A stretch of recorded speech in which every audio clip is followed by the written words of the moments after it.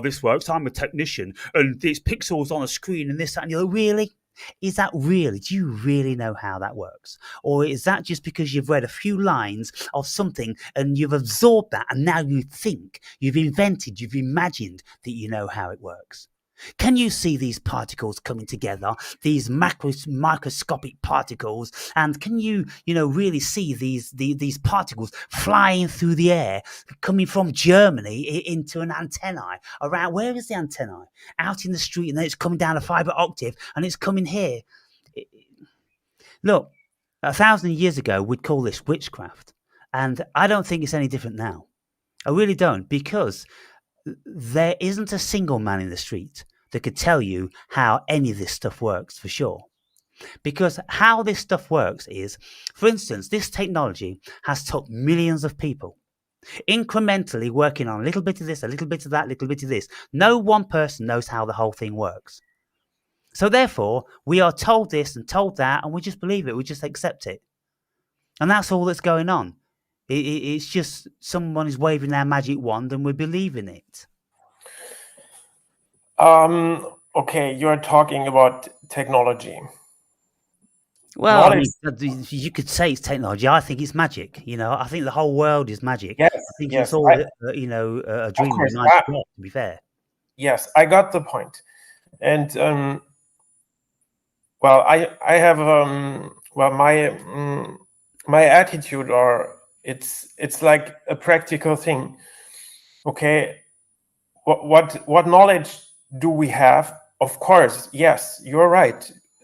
The world is miraculous and magic, and what do we see of this world? I know this, of course. It's like, and what knowledge do we have individually? Nothing. Absolutely nothing. As good as nothing. But still, we have something, just tiny little bit, and this is what we need to make these things, to create them, to build them, to use them. We need just a little bit. You know what I think it's like? And this just came into my head now. When you're saying we have this tiny little bit of knowledge, well, I imagine that as like 1 pixel. 1 pixel on a movie screen, 1 pixel on a computer. Let's say there's 50 million pixels on this screen. And if those 50 million pixels, they create the screen, yeah? Someone just blanked there. It's all going weird now I'm talking about it. Those pixels create the screen. Each individual human state of consciousness. What I'm saying here is, Edward, is that we are building up our projector and we are projecting our movie out onto the cosmic blank screen. There is nothing here save for human consciousness, which is projecting our collective pixels into the whole, into the entirety of it. And that's what we are seeing. That's what we're dreaming collectively. We're in a collective dream. So do you assume me to be a conscious being with a conscious that is up and alive, phenomenal, real, like your own self? No, I don't even think I'm real. Wait. That doesn't make sense. So I am real. I myself, my consciousness, like being aware. This is real, of course. Why do you say of course? How do you know it's real? I know it because I am. This is very simple. Well, there's something that tells you that you are, but no, it's not. Nobody tells me. I know it because I am. Body, something, consciousness is telling you that. No. No, I am. I am just it. I am. I don't have to say it. I know it without words. I don't need words to know that I am. But I can't prove it, of course. How would I prove it? I can't. You cannot prove it to me. I can say I am. And that's why I say, well, I am God. Because anybody that's a conscious entity is a fractal of God.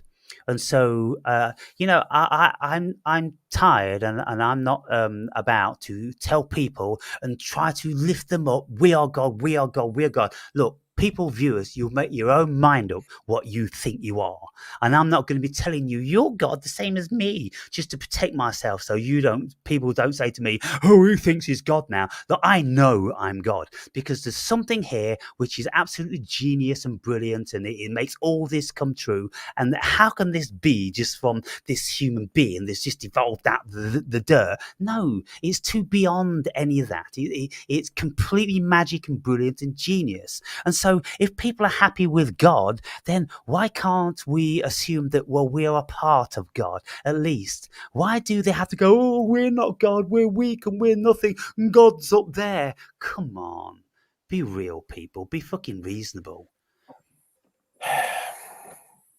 For a normal person with a normal world view picture, it's difficult. I mean, I understand that, and it's not possible to force it. It's like talking about what is this I am.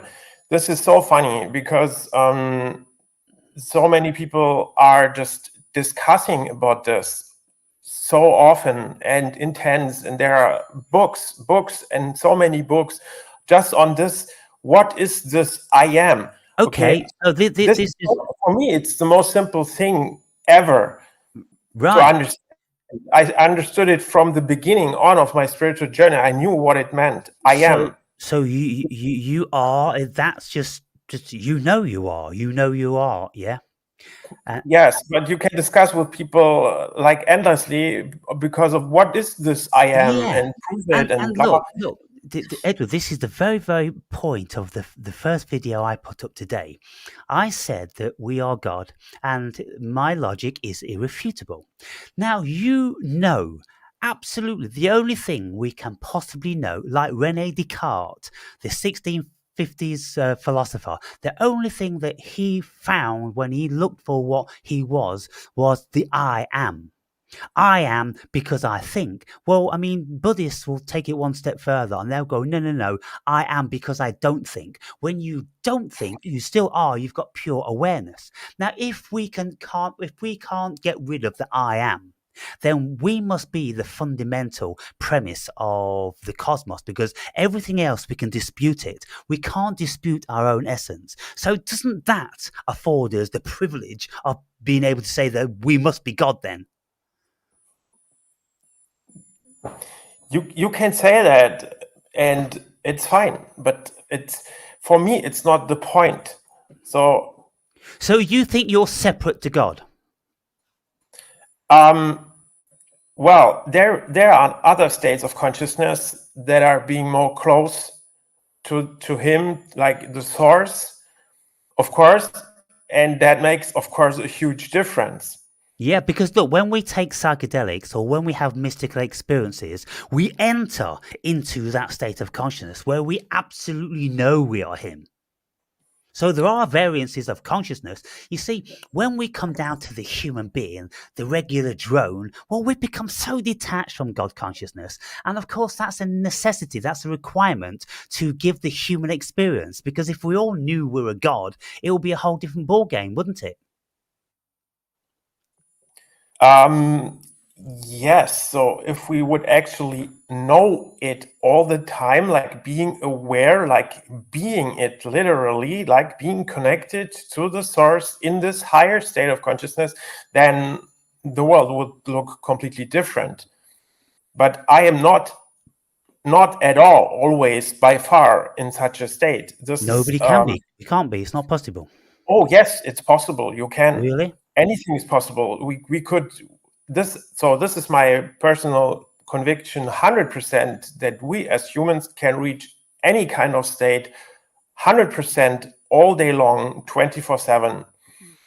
There are a few limitations because of this body, but we can get a different body, like an eternal physical body that is called rainbow body. this is also the body that Jesus Christ has got from God.